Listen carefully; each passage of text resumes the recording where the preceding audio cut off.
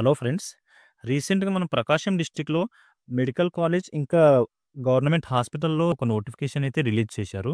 దానికి సంబంధించి వీడియో అయితే చేస్తున్నాను. దీంట్లో ఇక్కడ చూడండి ఫ్రెండ్స్, అఫీషియల్ వెబ్‌సైట్ ఏదైతే ఉందో దీంట్లో మనకి నోటిఫికేషన్ అనేది రిలీజ్ చేశారు. 3 మార్చ్ రోజైతే దీనికి అప్లై చేసుకోవడానికి స్టార్టింగ్ డేట్ ఉంది. 20థ్ మార్చ్ వరకైతే లాస్ట్ డేట్ ఇచ్చారు.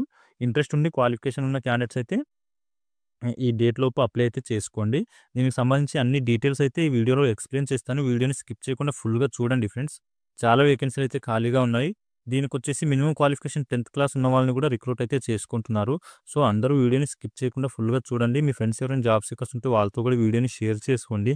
నేను ఈ ఛానెల్‌లో ప్రైవేట్ జాబ్స్ ఇంకా గవర్నమెంట్ జాబ్స్ సంబంధించిన వీడియోస్ రెగ్యులర్‌గా అప్లోడ్ చేస్తూ ఉంటాను. వాటికి సంబంధించిన నోటిఫికేషన్ మీకు ఇమ్మీడియేట్‌గా రావాలి అంటే ఛానెల్‌ని కూడా సబ్స్క్రైబ్ చేసి పెట్టుకోండి ఫ్రెండ్స్. అలాగే వీడియో మీకు హెల్ప్‌ఫుల్ అనిపిస్తే వీడియోని కూడా లైక్ చేయండి.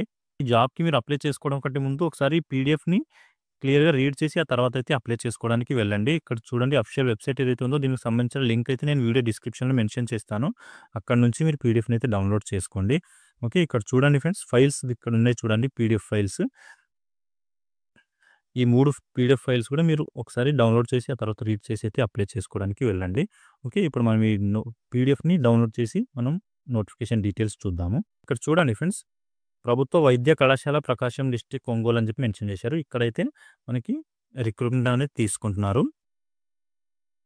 డిస్ట్రిక్ట్ కలెక్టర్ సైడ్ నుంచి నోటిఫికేషన్ అనేది రిలీజ్ చేశారు ఫ్రెండ్స్. మీరు ఏం చేస్తారంటే, క్వాలిఫికేషన్ ఉన్న క్యాండిడేట్స్ అందరూ కూడా దీనికి ఎలాంటి ఎగ్జామ్ గానీ, ఇంటర్వ్యూ గానీ ఏమీ కండక్ట్ చేయట్లేదు. జస్ట్ మీరు డాక్యుమెంట్ సబ్మిట్ చేశారంటే సరిపోతుంది. అక్కడ మీకు మార్క్‌ని బట్టి సెలెక్ట్ చేయడం అనేది జరుగుతుంది. ఓకే.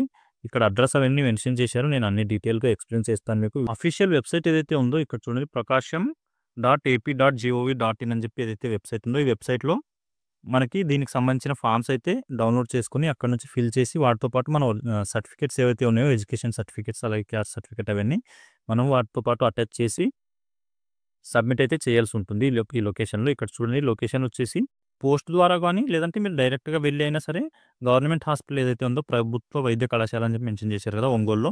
ఈ కాలేజ్‌లో అయితే మీరు సబ్మిట్ చేయొచ్చు డాక్యుమెంట్స్. ఇక్కడ చూడండి ఫ్రెండ్స్, మెరిట్ లిస్ట్‌ని బట్టి మనకి సెలక్షన్ అనేది చేయడం జరుగుతుంది ఈ జాబ్‌కి. ఎలాంటి ఎగ్జామ్ గానీ, ఇంటర్వ్యూ గానీ ఏమీ కండక్ట్ అయితే చేయరు. ఇక్కడ చూడండి, వేకెన్సీల గురించి ఇక్కడ మెన్షన్ చేశారు. అటెండర్ ఆఫీస్ సబార్డినేట్ అనే పోస్ట్‌కొచ్చేసి 7 వేకెన్సీస్ ఖాళీగా ఉన్నాయి. అలాగే ఆడియోమెట్రీ టెక్నీషియన్‌కొచ్చేసి ఒక వేకెన్సీ ఖాళీగా ఉంది. డార్క్ రూమ్ అసిస్టెంట్‌కొచ్చేసి ఒక వేకెన్సీ ఖాళీగా ఉంది. డయాలసిస్ టెక్నీషియన్స్‌కొచ్చేసి ఒక వేకెన్సీ ఖాళీగా ఉంది. అలాగే ఈసీజీ టెక్నీషియన్‌కొచ్చేసి ఒక వేకెన్సీ ఖాళీగా ఉంది. ఎలక్ట్రీషియన్ లేదా మెకానిక్‌కొచ్చేసి ఒక వేకెన్సీ ఖాళీగా ఉంది. ఎఫ్ఎన్ఓ అనే డిపార్ట్మెంట్ ఏదైతే ఉందో దీనికొచ్చేసి 4 వేకెన్సీస్ అయితే ఖాళీగా ఉన్నాయి. అలాగే జూనియర్ అసిస్టెంట్ లేదా కంప్యూటర్ అసిస్టెంట్‌కొచ్చేసి 4 వేకెన్సీస్ ఖాళీగా ఉన్నాయి. ల్యాబ్ అటెండెంట్‌కి కూడా 4 వేకెన్సీస్ అయితే ఖాళీగా ఉన్నాయి.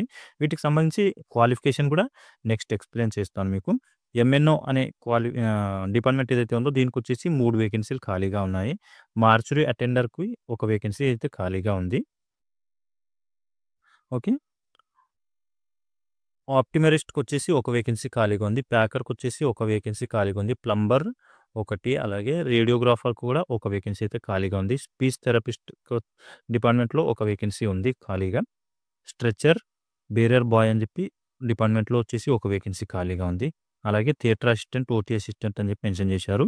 దీనికొచ్చేసి 5 వేకెన్సీ అయితే ఖాళీగా ఉన్నాయి. టైపిస్ట్ దీనికి ఒక వేకెన్సీ ఖాళీగా ఉంది. నెక్స్ట్ వచ్చేసి రేడియేషన్ సేఫ్టీ ఆఫీసర్‌కి ఒక వేకెన్సీ ఖాళీగా ఉంది. అలాగే హౌస్ కీపింగ్‌కి వచ్చేసి 2 వేకెన్సీ అయితే ఖాళీగా ఉన్నాయి. టోటల్‌గా మనకి 43 వేకెన్సీలు అయితే ఈ కాలేజ్‌లో రిక్రూట్ చేసుకోవడం జరుగుతుంది. దీనికి సంబంధించి అన్నీ ఇక్కడ సాలరీలు కూడా మెన్షన్ చేశారు చూడండి. మీరు ఒకసారి పీడీఎఫ్‌ని డౌన్లోడ్ చేసుకొని అన్ని డీటెయిల్‌గా చూశారంటే ఈజీగా అర్థమైపోతుంది మీకు. 15,000 అలాగే 32,000, 18,500, 32,670 ఇలా డిఫరెంట్ డిపార్ట్మెంట్‌కి డిఫరెంట్ సాలరీ అయితే పే చేయడం జరుగుతుంది. మీరు ఒకసారి పీడీఎఫ్‌ని డౌన్లోడ్ చేసుకొని ఆ తర్వాత అన్నీ డీటెయిల్‌గా చూసి ఆ తర్వాత అయితే అప్లై చేసుకోవడానికి వెళ్ళండి. ఓకే.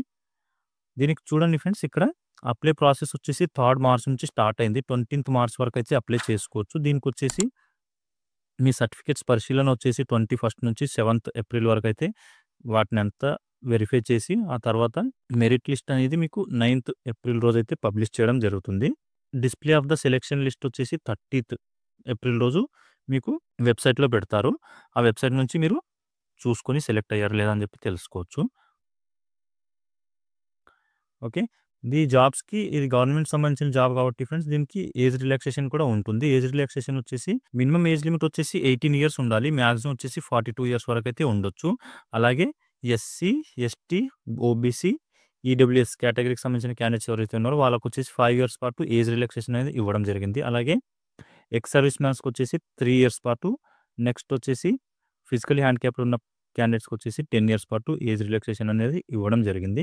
దీనికొచ్చేసి అప్లై చేసుకోవడానికి డీడీ కూడా ఫిల్ చేయాల్సి ఉంటుంది ఫ్రెండ్స్. ఒక డీడీ కట్టాల్సి ఉంటుంది బ్యాంక్‌లోకెళ్ళేసి మీరు. ఇక్కడ చూడండి ఎవరైతే ఓసీ క్యాండిడేట్స్ ఉన్నారో వాళ్ళొచ్చేసి ₹300 డీడీ కట్టాలి. అలాగే రిమైనింగ్ క్యాండిడేట్స్ ఎవరైతే ఉన్నారో కేటగిరీకి ఎస్సీ, ఎస్టీ, బీసీ ఇంకా ఫిజికల్లీ హ్యాండిక్యాప్డ్ ఉన్న క్యాండిడేట్స్‌కొచ్చేసి ₹200 పాటు డీడీ పే చేసి మీరు ఆ డాక్యుమెంట్స్‌తో పాటు అటాచ్ చేయాల్సి ఉంటుంది.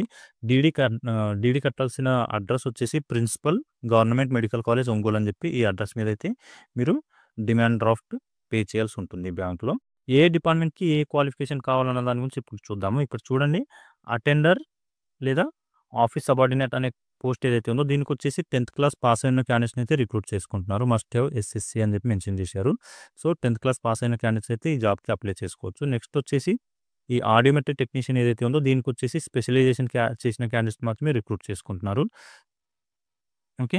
ఆడియోమెట్రీ టెక్నీషియన్‌గా మీరు స్పెషలైజేషన్ చేసి ఉంటే ఈ జాబ్‌కైతే అప్లై చేసుకోవచ్చు. దీనికి సంబంధించిన క్వాలిఫికేషన్ డీటెయిల్స్ ఇక్కడ మెన్షన్ చేశారు. ఒకసారి మీరు పీడీఎఫ్‌ని డౌన్లోడ్ చేసుకున్న తర్వాత అయితే అప్లై చేసుకోండి. డార్క్ రూమ్ అసిస్టెంట్ ఏదైతే పోస్ట్ ఉందో దీనికి సంబంధించిన క్వాలిఫికేషన్ కూడా ఇక్కడ మెన్షన్ చేశారు. నేను ఇదంతా రీడ్ చేస్తే వీడియో బాగా లెంతీగా అయిపోతుంది. అందుకని చెప్పి మీరు ఒకసారి పీడీఎఫ్‌ని రీడ్ చేసి ఆ తర్వాత అయితే అప్లై చేసుకోండి. దీనికి సంబంధించిన లింక్ అయితే నేను వీడియో డిస్క్రిప్షన్‌లో మెన్షన్ చేస్తాను. అక్కడ నుంచి డౌన్లోడ్ చేసుకోవచ్చు మీరు.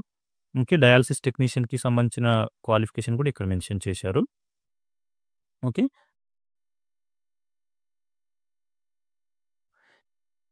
అన్ని క్వాలిఫికేషన్‌లు అయితే ఇక్కడ మెన్షన్ చేశారు ఫ్రెండ్స్. మాస్టరీ అటెండర్ ఏదైతే ఉందో దీనికొచ్చేసి 10th క్లాస్ పాస్ అయిన క్యాండిడేట్స్‌ని తీసుకుంటున్నారు ఇక్కడ కూడా. ఓకే. దేనికైతే క్వాలిఫికేషన్ తక్కువ ఉందో నేను దాని గురించి అయితే ఎక్స్‌ప్లెయిన్ చేస్తున్నాను.